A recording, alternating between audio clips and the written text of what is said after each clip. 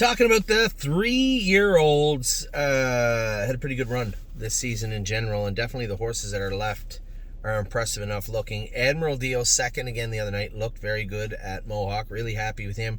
Arson is poised to be ready here soon. He'll make a trip to Ontario, I believe. We're going to start racing Arson in Ontario, I guess around Christmas time.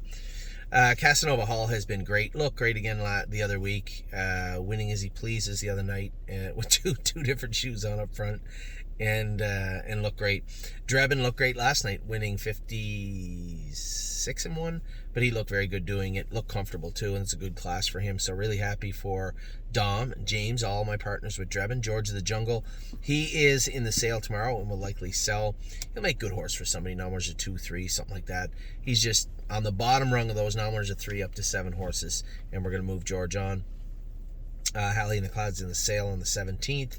I'm Fancy Like's got the rail. Now, she may be claimed. She may be sold in the preferred sale on Monday. Either way, I'm Fancy Like should be good on Sunday evening. Insider trading.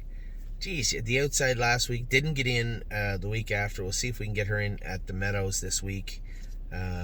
She also will be sold on the 17th.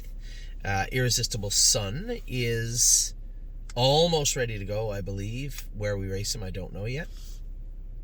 La Dorienne is in the sale tomorrow. Listen, I can tell you, she'll probably bring 15 to 18, 20,000, somewhere around there. She's a decent filly, continues to be a decent filly, and quite frankly, pretty well-bred filly also. Everybody wants the Trixton mares, and this is a Trixton mare with a mark of 57 now and pretty good bloodlines. So you guys out there, don't miss La Dorienne tomorrow. She might be a decent non-winners of 2 to 4 trotter, but is every bit of a good broodmare prospect.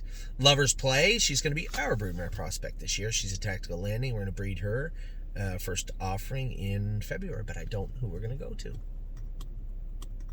She's a tactical landing, who's by Muscle Hill, so it can't be the Muscle Hill line. Do we come over here and go to King of the North? Do we go to TCI in Ohio? Do we go to Captain Corey in Pennsylvania? I don't know yet. Love and Affection in the sale also. Has been racing good. Got run into the other night. Can't help that. But has been racing well up until that point. Marching Forth, another horse. Middle of the road. Non-winners of 3 up to 5. We could bring him back to Ohio, but he did not get in at the Meadows last week. So that's a little concerning. If he doesn't get sold on Monday afternoon, we'll see if we can get him in to go on the weekend, either at Northfield or maybe Friday, maybe at the Meadows. We'll see. Mel Gibson was sold today. The breeder of Mel Gibson, Stacy, had called and said, listen, I know you want to crowd him and give him more time. Would you sell him? Because I would rather go an alternative route with him as far as his injury and his treatment and see. I said, yeah. So we ended up selling Mel Gibson back to the breeders, which is fine by me. And all my partners. Memory and Imagination is getting very close to racing. Where is he going to race? I don't know yet. Mountains for All is getting close to racing also. He's going to school next week at Mohawk. He looks really good in Ontario. Pickpocket racing awesome. His last 3. He's going to be in to go. No, he's in the sale on Monday. I suspect he'll sell. He should sell. You can't tell me that they're bidding on the likes of Tuscan Prince and those horses. And not to take anything away from Tuscan Prince. He's been a decent horse, but I think Pickpocket's a much better horse. I believe anyway. Pull the Shoes is in the sale. She's in full, so we're going to keep an eye on what she goes for. She's in full the tactical approach. I'm not giving her away, but she was not slated to be originally be in our broodmare ranks, just because. Yeah, I'm making it as tight as I can. I like Pull the Shoes. Nice filly.